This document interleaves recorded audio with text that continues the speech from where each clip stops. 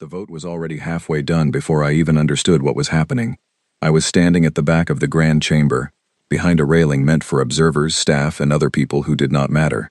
The chamber itself was enormous, a bowl of dark crystal carved into the heart of the council citadel, rising tier after tier like the inside of a cathedral built for giants. 1,000 alien delegations filled those tiers, each one seated in a section designed for their specific biology. Some breathed nitrogen. Some floated in magnetic suspension fields because gravity would crush them. Some were so large that their seats were really just open platforms reinforced with structural beams. The air smelled like ozone, and something faintly sweet, which I had been told was the chemical signature of a translation field working at full capacity, converting 100 languages into meaning. My name is Grace Holloway. I am 36 years old. I am a shipbuilding engineer by training and, as of 48 hours ago, the acting diplomatic representative of Earth to the Galactic Council. The reason I held that title was simple and terrible. Our actual ambassador, a man named Richard Crane who had served in the post for 11 years, had collapsed 2 days earlier from a brain hemorrhage. He was alive, barely, in a medical pod on the human section of the Citadel. The doctors said he might recover. They also said he might not. There was no time to send a replacement from Earth.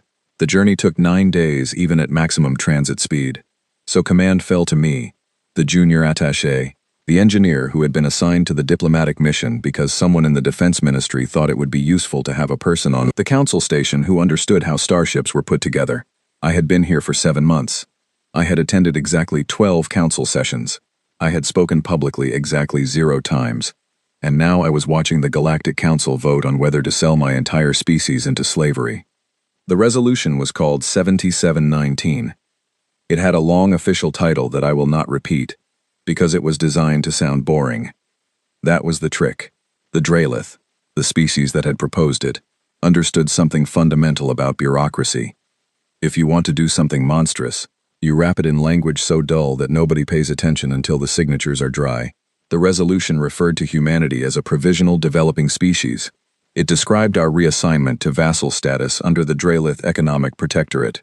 It cited an unpaid development debt that Earth had supposedly accumulated over the 40 years since we first joined the galactic community. The numbers were so large they stopped meaning anything. Trillions of galactic trade units. Interest compounded annually. Penalty clauses for late payment. The whole thing read like a mortgage contract written by someone who hated you. The meaning, stripped of its careful language, was this: every human colony, every human station, every human being would become the legal property of the Dralith hegemony. We would work, we would serve, we would not leave, we would not refuse, we would not vote, because property does not vote. I had received the text of the resolution 6 hours before the session. I had read it 3 times. The first time, I did not believe it. The second time, I felt something cold settle into my stomach like a stone dropped into still water. The third time, I started making calls. The Dralith High Delegate, a creature named Vorath Sen, presented the resolution himself. He stood at the central podium, which was really more of a floating platform surrounded by holographic displays. Vorath Sen was tall, even by Dralith standards. Nearly 3 meters of pale gray skin stretched over a frame that was more angular than any human skeleton. His eyes were black from edge to edge, like polished stones set into his face. He had 4 arms. The upper pair folded behind his back in what I had learned was a posture of formal authority. His voice was deep and resonant, and the translation field rendered it into English with a precision that somehow made it worse, because every word was perfectly clear. He spoke for 40 minutes. He cited trade law. He cited precedent. He cited the original uplift agreement that Earth had signed 4 decades ago, when humanity first made contact with the galactic community and accepted their offer of faster-than-light technology in exchange for future contributions to the collective economy. He read clauses. He read subclauses. He read amendments to subclauses. It was masterful in the way that a trap is masterful when you only see the mechanism after it has already closed around your leg. I listened to every word. I took notes. My hand was steady. I want you to know that, because later people would say I was brave in that chamber. And I want to be honest. I was not brave. I was numb. Bravery requires feeling something and choosing to act despite it. I felt nothing in that moment. I was a recording device with a pulse. The feelings would come later, in private, and they would be terrible. But right then, standing behind that railing, I was just a woman writing things down. The vote was called. In the Galactic Council, voting is visual. Each delegation has a light on their section of the tier. Green for yes, red for no, white for abstention. When the vote is called, the lights appear all at once, and the result is immediately visible.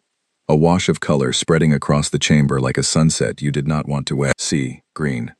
So much green. It spread across the tiers in a wave, delegation after delegation lighting up in favor of Resolution 7719.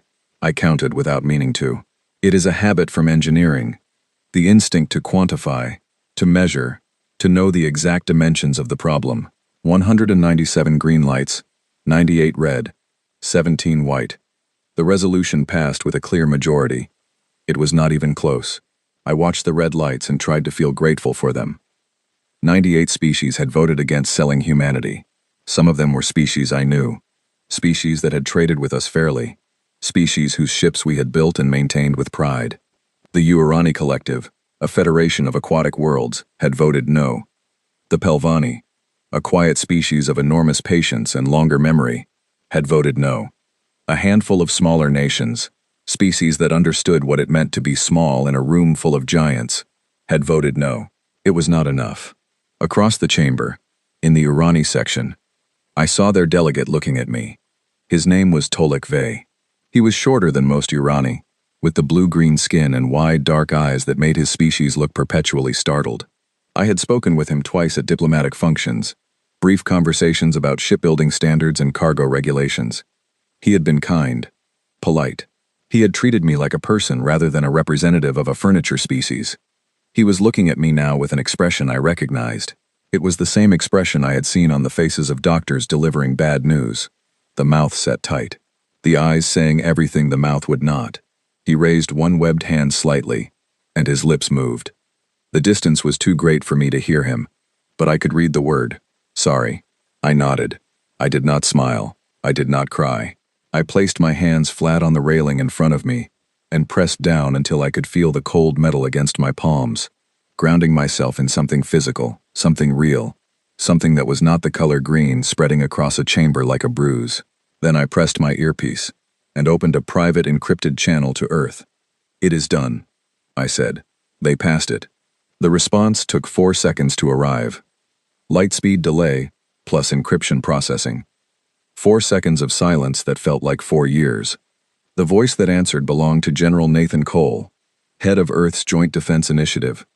I had spoken to him 3 times in my life. He was not a man who wasted words or expressed emotions that did not serve a tactical purpose. He was 61 years old, a former naval engineer who had transitioned to strategic command, and his voice had the flat calm of a person who had already planned for every possible version of this moment. Good, he said. Now we can stop pretending. I closed my eyes for 1 second, 1 single second. Then I opened them, and I smiled. Not a large smile, not a performance, just the smallest shift at the corners of my mouth, a private expression that no one in the chamber would have noticed or understood. It was the smile of a woman who had just heard the one sentence she had been waiting to hear for 6 hours. No, that is not right. It was the smile of a woman whose species had been waiting to hear that sentence for 40 years. The session concluded with the usual formalities. Vorath Sen delivered a brief closing statement in which he expressed the Draelith hegemony's gratitude for the Council's wisdom and its commitment to fiscal responsibility. He said that the transition of Earth and its colonies to vassal status would proceed in an orderly and humane fashion. He actually used that word, humane. The translation field rendered it with perfect clarity, and I stood there behind my railing and listened to a creature with 4 arms and no concept of mercy use a human word to describe the process of owning us. The delegations began to file out. The Draelith left first, as was their custom, a procession of gray figures moving with the precise choreography of a species that had been practicing authority for 10,000 years. Other delegations followed in order of seniority. The newer species, the smaller ones, the ones who had no real power, left last. We were among them. I walked back to the human delegation's quarters, which occupied a small section on the lower ring of the citadel. It was modest by any standard. 3 offices, a common room, a communications suite, and sleeping quarters for a staff of 9. We were the smallest delegation on the station. Some species had entire floors. The Draelith had an entire wing. Our staff was waiting for me. 8 faces, all of them tight with the knowledge of what had just happened. Lucy Trent, our communications officer, had tears on her cheeks, but her jaw was set and her hands were already moving across her console. Daniel Perry, our legal advisor, was standing by the window staring out at the stars with the expression of a man doing very difficult math in his head. Simon Hart, our logistics coordinator, was sitting at the main table with his arms crossed and his eyes fixed on me, with a look I recognized because I had seen it in the mirror that morning. It was the look of someone who was done being afraid and had moved on to something else entirely. "You all heard?" I said. They nodded. "Good. Then you know what comes next. We have been preparing for this possibility since before any of us were born. This is not a surprise. This is not a disaster. This is the scenario we trained for. Every single one of you knows your role. I need you to execute it exactly as planned. Exactly on schedule. With 0 deviation. Can you do that?" 8 voices, 1 word. "Yes." "Then let us begin." I sat down at the head of the table and pulled up my encrypted files, the ones I had carried with me from Earth. The ones that had been loaded onto my personal datapad by General Cole himself before I left for the Citadel 7 months ago. At the time, he had told me that I would probably never need to open them. He had said it the way a person talks about a fire extinguisher. You keep it close. You hope the building never burns. But if it does, you do not hesitate. The building was burning. I opened the files. The first one was labeled simply Phase 1. It contained a set of instructions, a communication protocol, and a single authorization code that, once transmitted, could not be recalled. I read through the instructions twice, not because I needed to refresh my memory, but because I wanted to make absolutely certain that I understood every word, every implication, every consequence.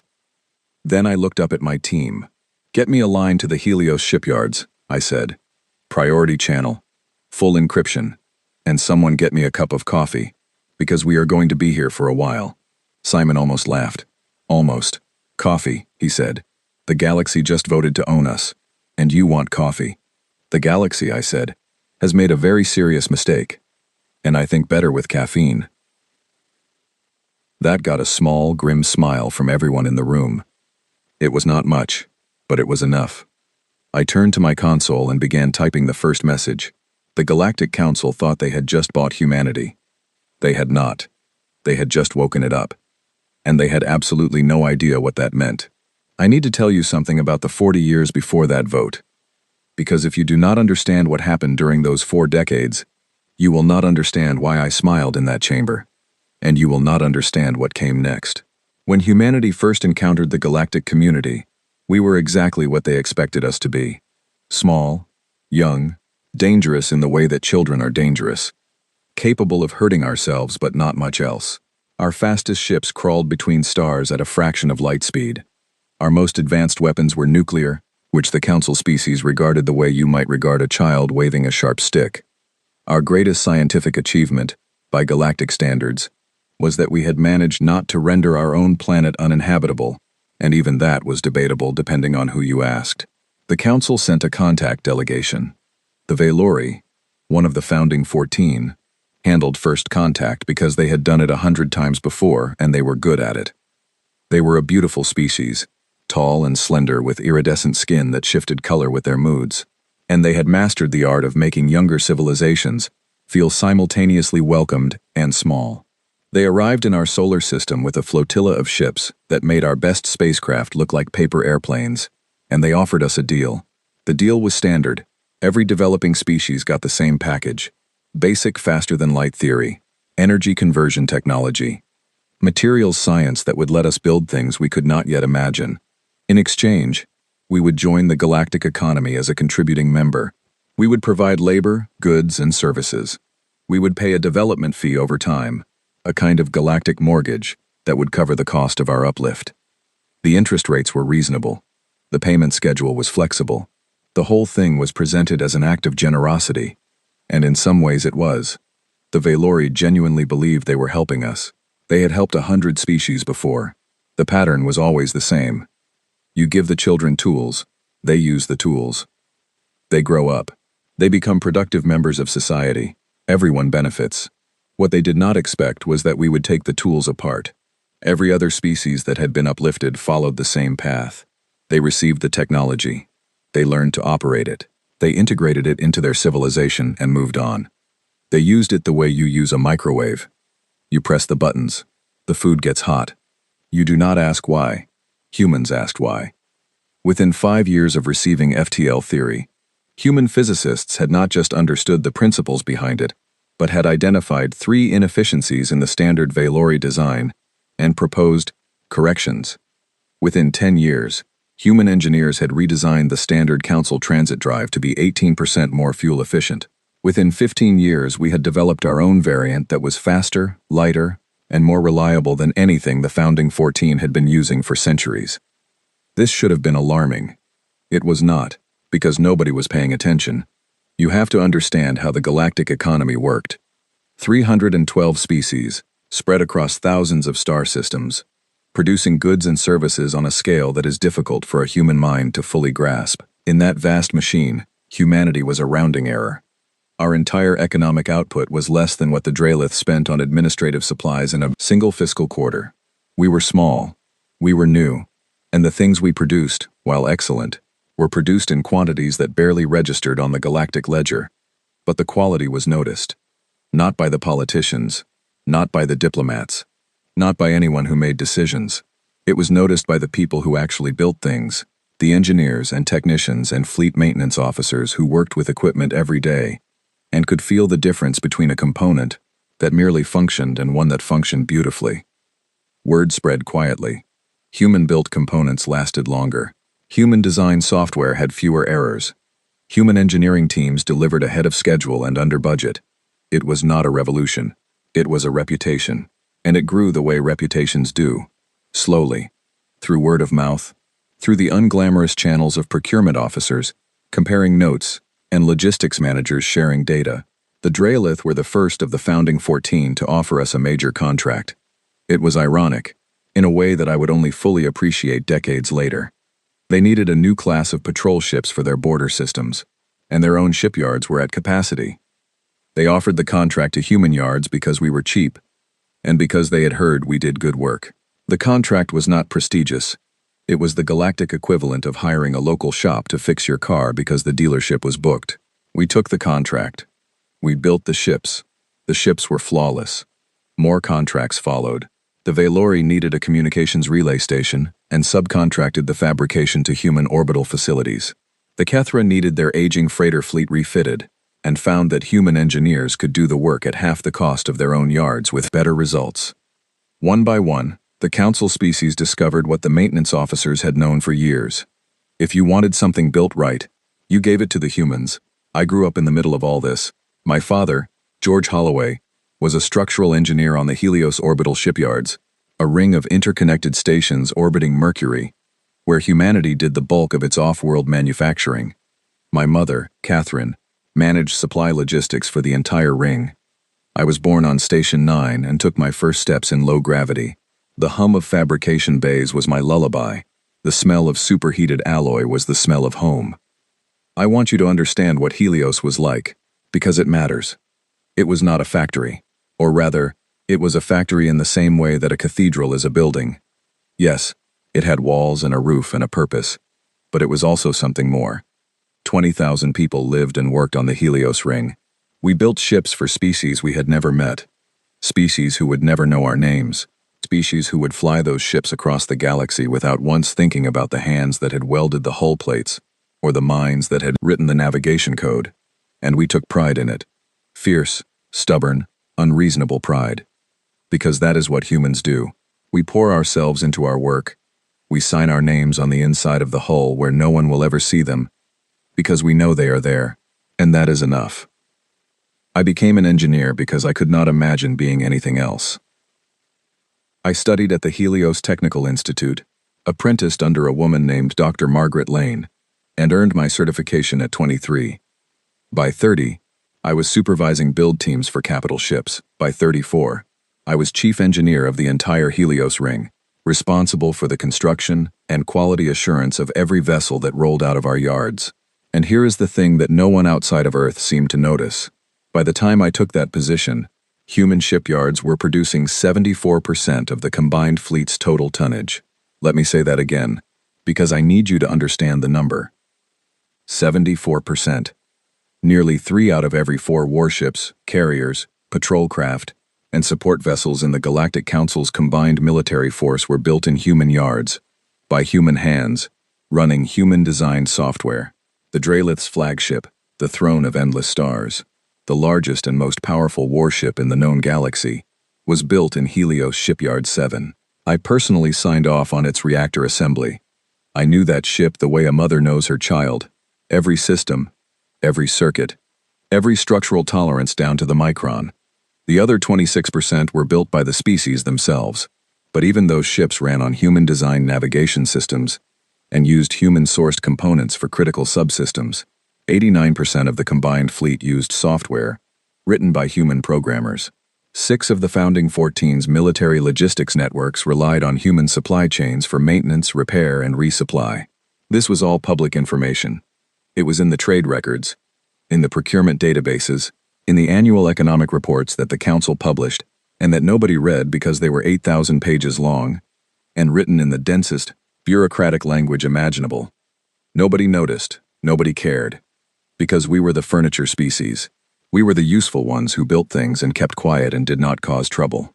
They looked at our shipyards and saw a service provider. They looked at our engineers and saw skilled labor. They never, not once, looked at the big picture and asked themselves a very simple question. What happens if the furniture decides to stand up? Dr. Margaret Lane asked me that question once. It was late, past midnight by station time. We were sitting in her office on Station 3, drinking terrible coffee from the cafeteria, and reviewing schematics for a new Drelith destroyer, class. She was 62 years old at the time, a small woman with gray hair, that she kept cut short, and hands that were permanently stained with the residue of conductive paste. She had been building ships since before I was born. She had forgotten more about starship engineering than most species would ever learn. She put down her coffee and looked at me with those sharp, dark eyes and said, "Grace, they gave us their engines so we would be useful. They never considered that we might become essential." I did not fully understand what she meant at the time. I was 30 years old and still operating under the assumption that the galaxy was fundamentally fair, that if you worked hard and produced excellent results, you would be respected. I had not yet learned that respect and dependency are 2 very different things, and that the powerful do not respect the people they depend on. They resent them. I understand now. I understand because I was standing in the Grand Chamber of the Galactic Council, watching 200 species vote to turn my people into property, and I knew, with a certainty that went down to my bones, that they had just made the worst mistake in the history of their civilization. Not because we were angry, not because we were dangerous, because we were essential. And they had forgotten that the most important rule of power is this: never, ever, put the people who build your weapons in a position where they have nothing left to lose. My earpiece crackled. A second message from General Cole, short and direct. Phase 1 is live. Stall them. I straightened my jacket. I checked my datapad. I took one breath, held it, and let it out slowly.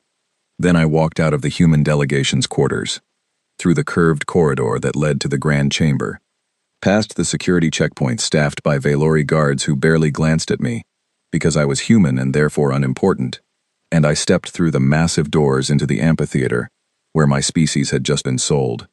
The session was still technically open. Post-vote deliberations, procedural matters, the kind of bureaucratic housekeeping that most delegates used as an excuse to leave early. Half the chamber was already empty. But the Drelith were still there, and so were the other founding 14, and that was all that mattered. I walked to the speaker's platform. I pressed the request button. A small light appeared on the moderator's console, indicating that a delegation wished to address the chamber. The moderator, a Pelvani elder with skin like cracked leather, and eyes that had seen 10,000 sessions, looked at the light. Then, she looked at me. I saw surprise in her expression, which was notable because the Pelvani were not a species given to visible emotion. A human was requesting the floor. This had never happened before. Not once in 40 years. She granted the request. Perhaps out of curiosity. Perhaps out of pity.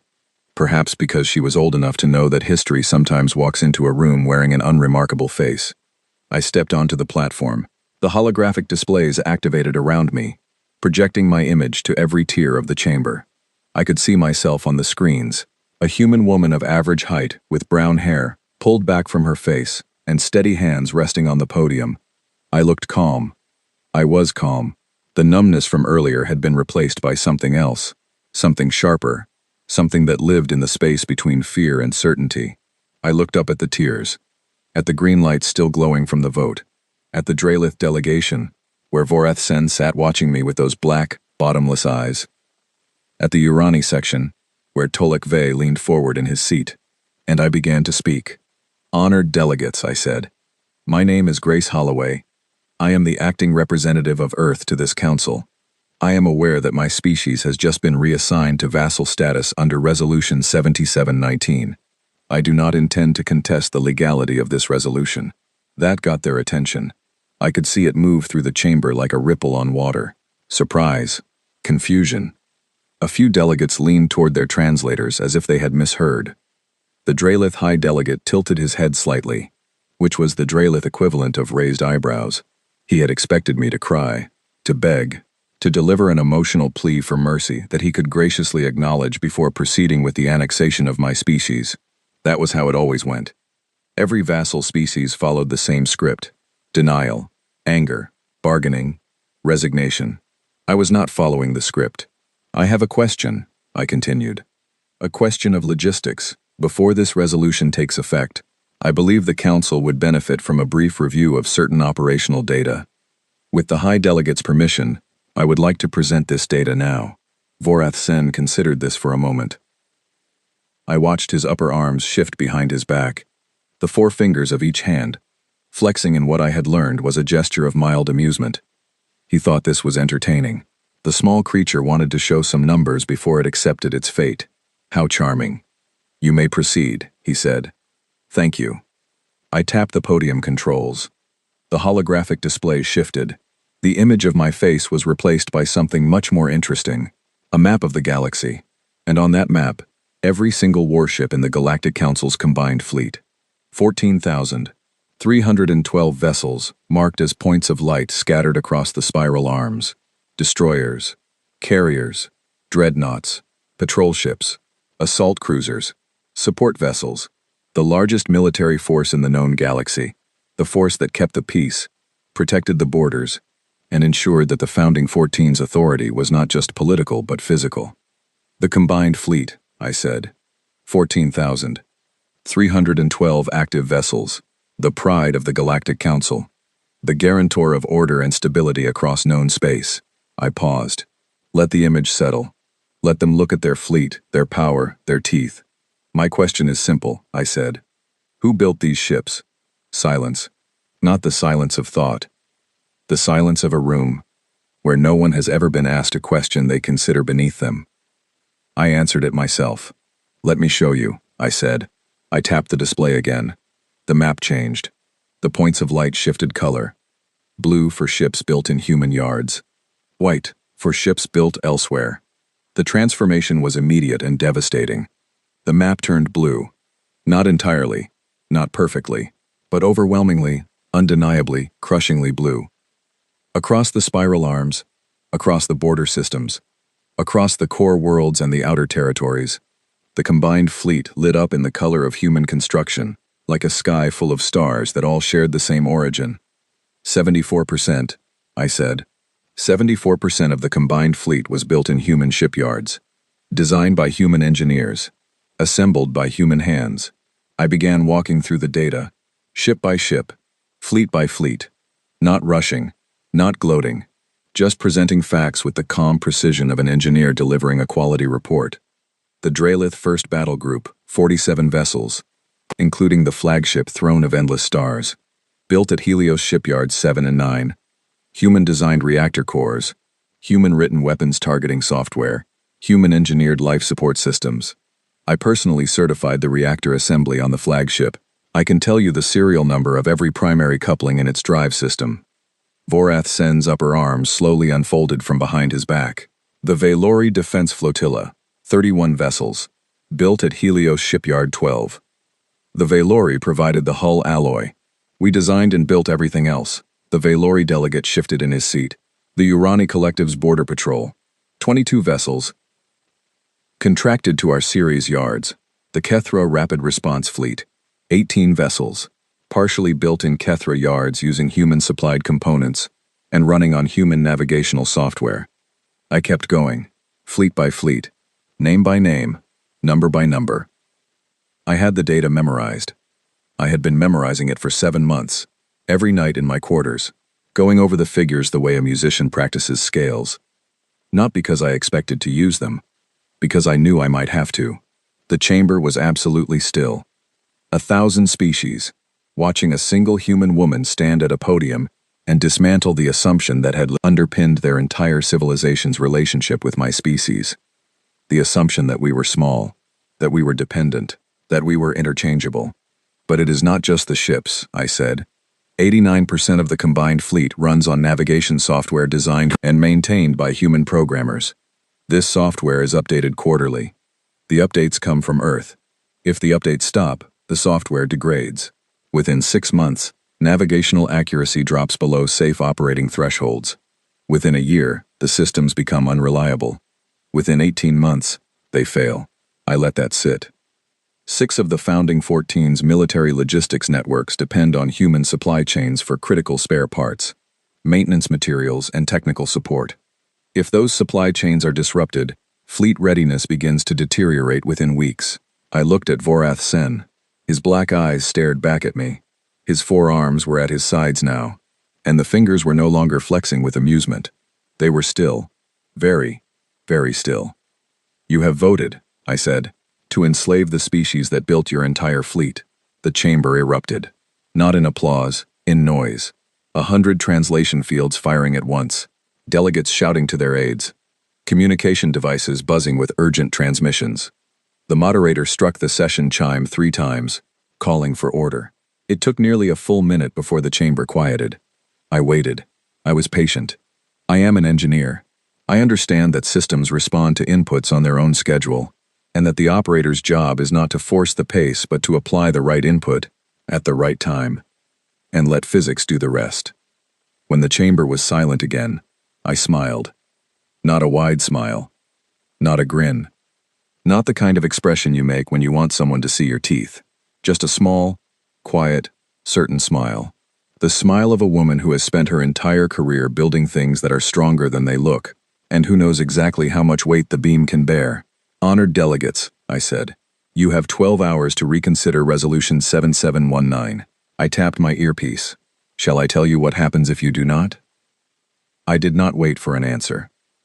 I stepped off the platform, walked down the central aisle, and left the grand chamber through the main doors. Behind me, the noise rose again, louder this time, and I could hear individual voices cutting through the roar. Some were angry. Some were afraid. Some were both. I walked back to the human delegation's quarters. My team was waiting. Lucy had the communication array running at full capacity. Daniel had the legal files ready. Simon was monitoring fleet traffic across 12 sectors. They are talking, Lucy said. Let them talk, I said. They have 12 hours. And after 12 hours? Simon asked. I sat down at my console and entered the Phase 1 authorization code. My finger hovered over the transmit key. After 12 hours, I said, we stop asking nicely. The first ship went dark at 14:07 Galactic Standard Time. It was a Dralith patrol cruiser called the Silent Authority, stationed on the border of Kethra space.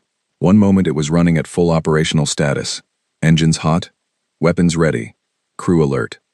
The next moment, its engines dropped to idle, its weapons systems went cold, and its navigation locked to 0. The ship did not explode, nothing broke, nothing caught fire. The crew was perfectly safe. They simply could not make the ship do anything. The captain of the Silent Authority, a Dralith officer named Reth Mozan, sent a distress signal 11 minutes later. Not because the ship was in danger, but because he could not figure out what had happened. His engineering team ran diagnostics. The diagnostics came back clean. Every system reported nominal status. Every component was functioning within specifications. The ship simply refused to accept commands from the crew. It was like sitting in a perfectly good car, turning the key, and having the car politely inform you that it would rather not move today. By 14:30, it was not just the silent authority. I sat in our delegation's communications room and watched it happen in real time on Lucy's display. Green dots representing active ships turned amber one by one, then two by two, then in clusters, then in waves. It spread across the fleet like the sunrise moving across a planet. A slow, steady, unstoppable illumination. The Drelith Second Fleet, the Valori Home Guard, the Kethra Rapid Response Group, the Uarani Border Patrol. Ship after ship after ship dropping to idle status, their crews confused, their captains frantic, their weapons useless. It was, and I say this with full awareness of what it means, beautiful. Not because I enjoyed the chaos, I did not. Every amber dot on that screen represented a ship with a crew, living beings who had done nothing wrong, who were not responsible for Resolution 7719, who were simply soldiers doing their jobs. Some of them had probably voted against the resolution through their delegations. Some of them might have been kind. Some of them might have been decent people, or whatever passed for decent in their species. And they were now sitting in ships that would not move, watching their instruments go blank, feeling the first cold edge of fear. I felt that. I carried it. I carry it still. But I also watched the numbers climb. 100 ships, 500, 1,000, 2,000. The green lights on Lucy's display going amber like autumn leaves changing color, and I thought about what Vorath Sen had said in the chamber. Humane. He had called the enslavement of my species humane. He had used our word, our language, our concept of mercy, and applied it to the process of turning 8 billion human beings into property. So I watched the lights change and I did not look away. At 15 o'clock, approximately 1 hour after the first ship went dark, the Drelith High Delegate requested an emergency audience with the human delegation. The request was formal, which meant it was serious. The Drelith did not make formal requests to species they considered beneath them. The fact that Vorath Sen was asking, rather than commanding, told me everything I needed to know about the state of his composure. I declined the request, not permanently, just for now. I sent a polite response through Lucy's console, thanking the High Delegate for his interest, and informing him that the human delegation would be happy to meet with him at the conclusion of the 12-hour deliberation period. 15 minutes later, the Drelith sent a second request. Less formal, more urgent. I declined again. 20 minutes after that, a request came, not from the Drelith, but from the council moderator herself. The Pelvani elder who had granted me the floor, she asked, in the gentlest language I had ever received from an alien authority, whether the human delegation would be willing to explain what was happening to the combined fleet. I said yes to her, because she had been kind, because she had let me speak when she did not have to, and because the Pelvani had voted against Resolution 7719. I met her in a neutral conference room on the Citadel's middle ring. Her name was Elder Sovi Thren, and she was even more imposing in person than she had been on the moderator's platform. The Pelvani were a terrestrial species, heavy-bodied and slow-moving, with thick gray skin and deep-set eyes that seemed to absorb light rather than reflect it. They lived for centuries. Sovi Thren was 412 years old. She had moderated the Galactic Council for 90 of those years. She had seen civilizations rise and fall and rise again. She looked at me the way you might look at a small animal that had just demonstrated it could open locks. "Commander Holloway," she said. Her voice was low and rough, like stones grinding together. "What have you done?" "Nothing destructive," I said. "I want to be very clear about that. No ship has been damaged. No crew member has been harmed. No system has been corrupted or sabotaged. Then what?" I sat down across from her and placed my hands on the table. Every ship built in human yards includes standard manufacturer diagnostic and safety protocols. These protocols allow the manufacturer to initiate an emergency lockout in the event of certain predefined conditions. One of those conditions is the unlawful seizure of manufacturer assets or personnel. Sovi Thren's deep-set eyes narrowed. "You are saying that Resolution 7719 triggered a contractual clause." "I am saying that when the Council voted to seize every human being as property, It satisfied the legal definition of unlawful seizure of manufacturer personnel. The lockout protocols activated automatically. This was not entirely true. The protocols had not activated automatically. I had activated them manually, using the authorization code that General Cole had given me. But the legal framework was real. The clause was real. It existed in every shipbuilding contract Earth had ever signed with the Council, buried in subsection 14, paragraph 9, in language so dense and tedious that no alien legal team had ever read it closely enough to understand what it actually meant. Because no one reads subsection 14. No one ever reads subsection 14. That is the whole point of subsection 14. Sovithren was quiet for a long time. The Pelvani think slowly and carefully, and they do not speak until they have fully processed what they have heard. I respected that. I waited. "How many ships?" she asked finally. As of 10 minutes ago, approximately 10,600, out of 14,000. The remaining ships were not built in human yards or do not run critical human design systems. They are unaffected, but those ships represent less than 30% of the combined fleet's combat capability. 26%, I said. Yes. Another long silence.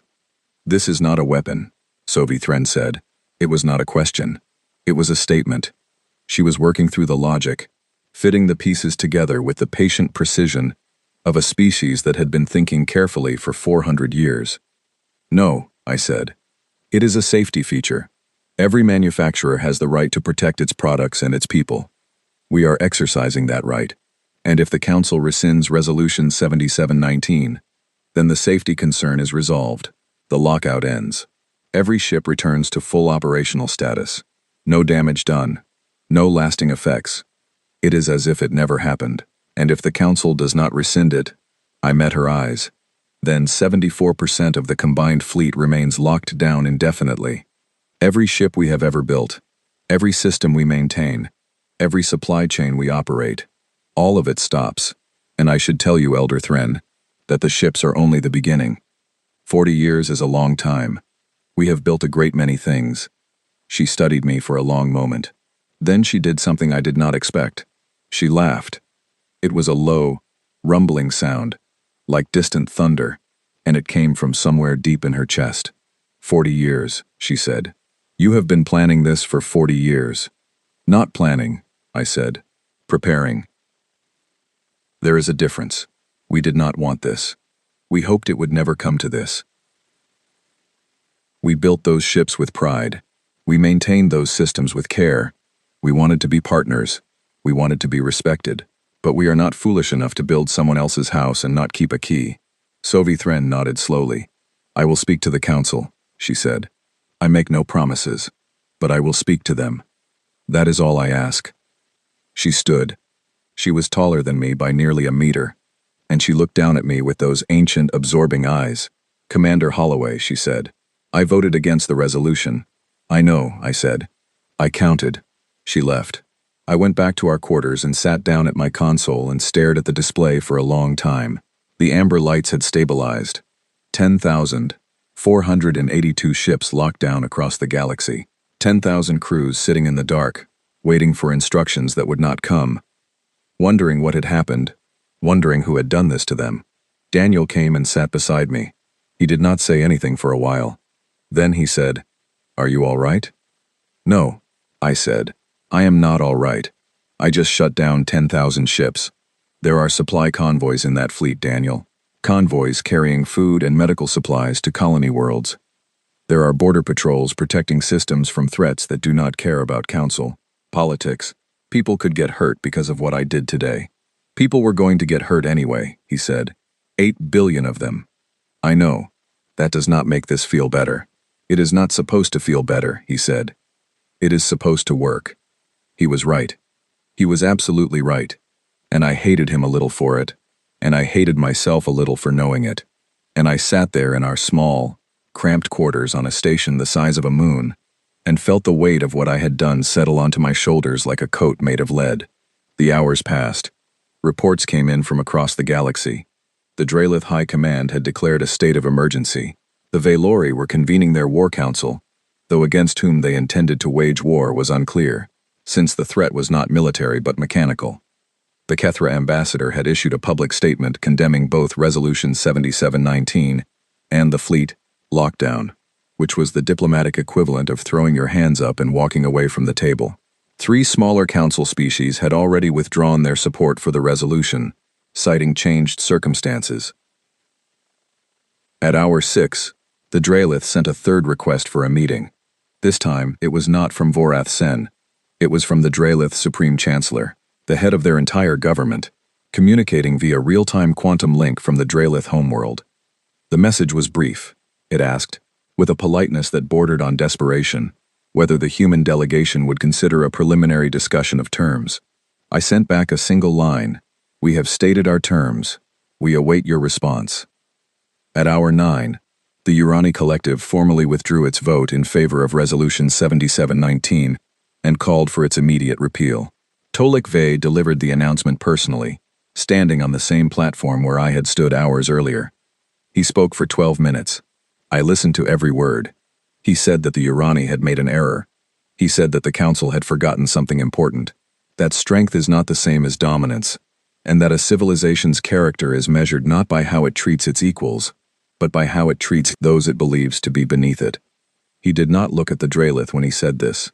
He did not have to. At hour 10, 4 more species changed their votes. Then 6. Then 11. At hour 11, the founding 14 held a closed-door emergency session. I was not present, but Lucy intercepted enough encrypted chatter to give us a general picture. The Dralith were arguing for military action. Somebody pointed out that this was difficult when 74% of your military could not move. The Veilori were pushing for negotiation. The Pelvani, represented by Sovi Thren, were pushing for immediate repeal. At hour 11 and 43 minutes, the Grand Chamber reconvened. Every delegation was present. Every seat was filled.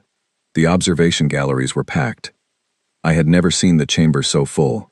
I stood at the human delegation's position, which was a small section on the lowest tier, barely large enough for our team of 9. I could feel every eye in the chamber on me. 1,000 species, looking at a human woman in a plain gray jacket, standing very still with her hands clasped in front of her. Vorath Sen took the podium.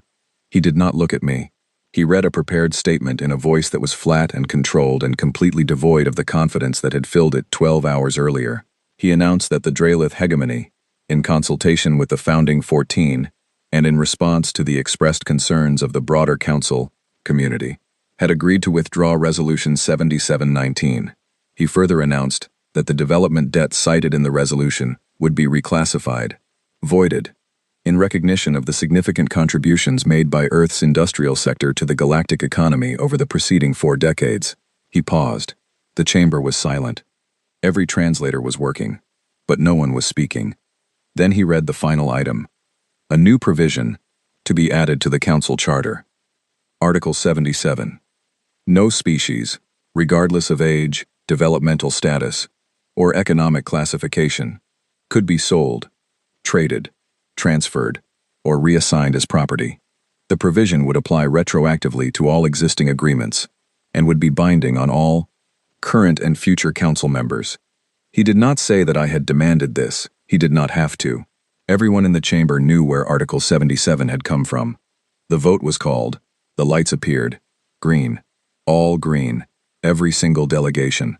312 species, voting unanimously to enshrine the principle that people are not property.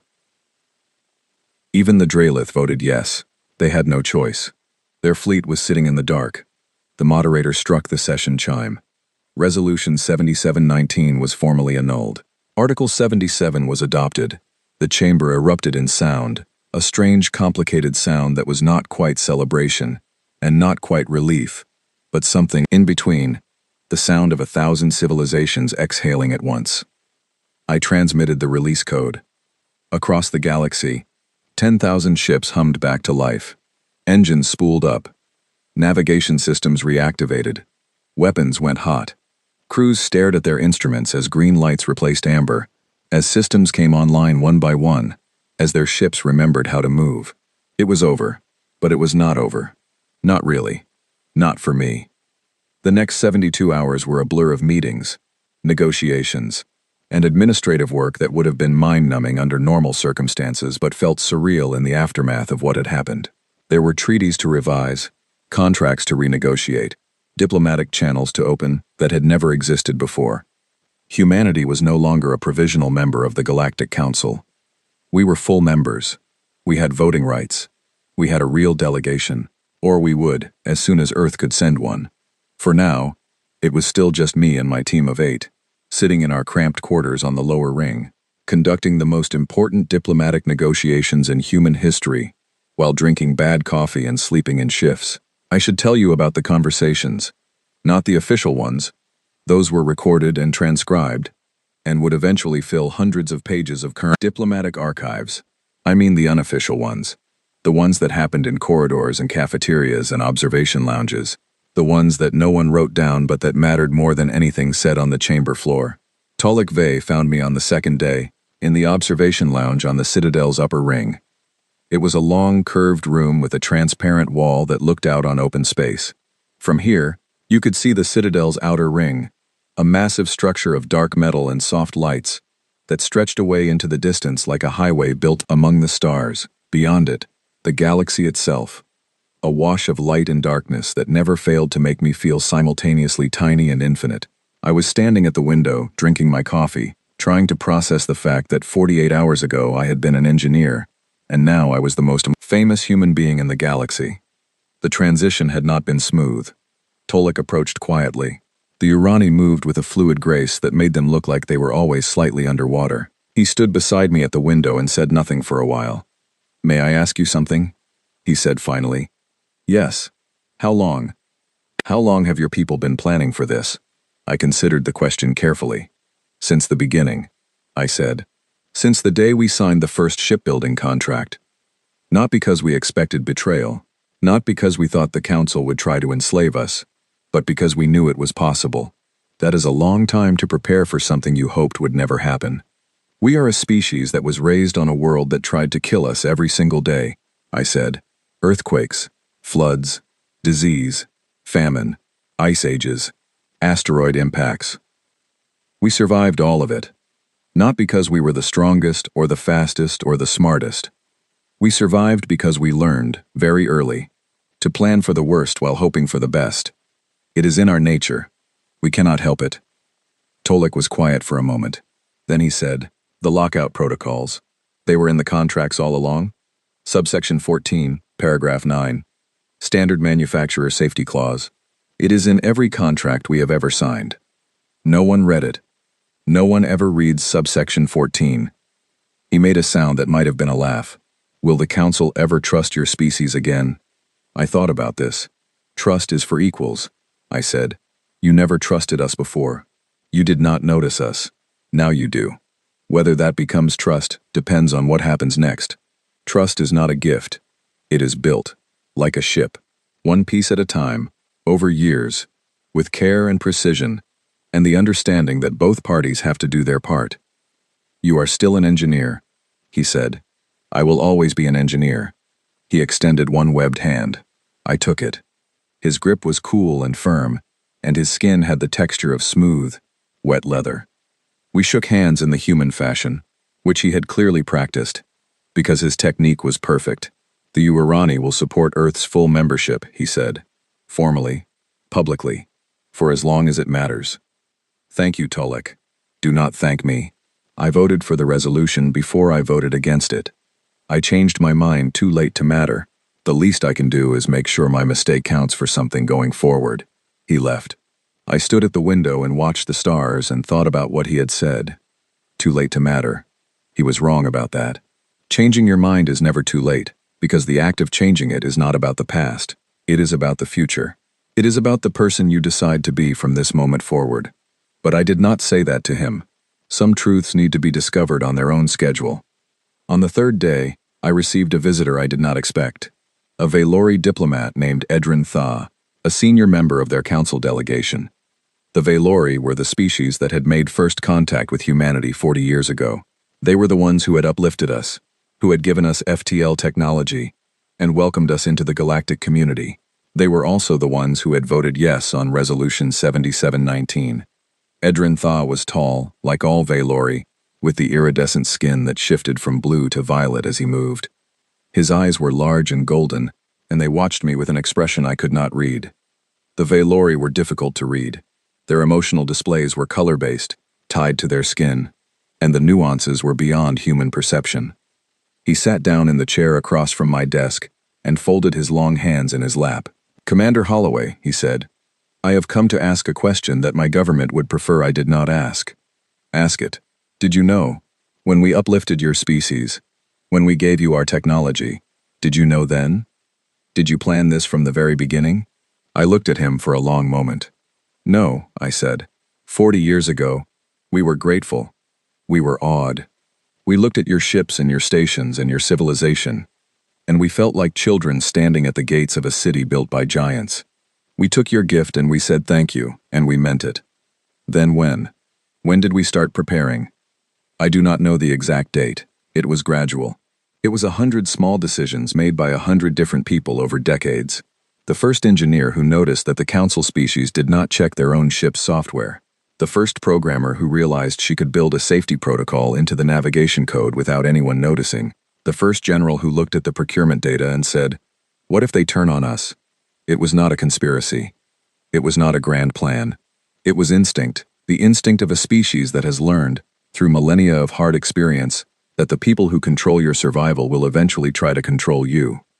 Edrin Tha's skin shifted to a deep, dark blue. "We did not mean to control you," he said. "We meant to help."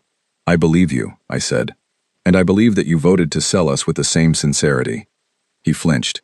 It was a small movement, barely visible, but I saw it. His skin flashed violet, then settled back to blue. "That is fair," he said quietly. "That is fair." He stood to leave. At the door, he turned back. "The Valori made first contact with 107 species," he said. "You are the first to do this. The first to prepare. The first to build our ships and build the locks, and wait for the day when the locks would be needed." "That does not make me proud," I said.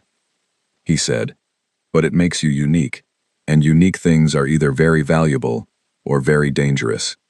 I am not yet sure which one you are." "Neither am I," I said. He left.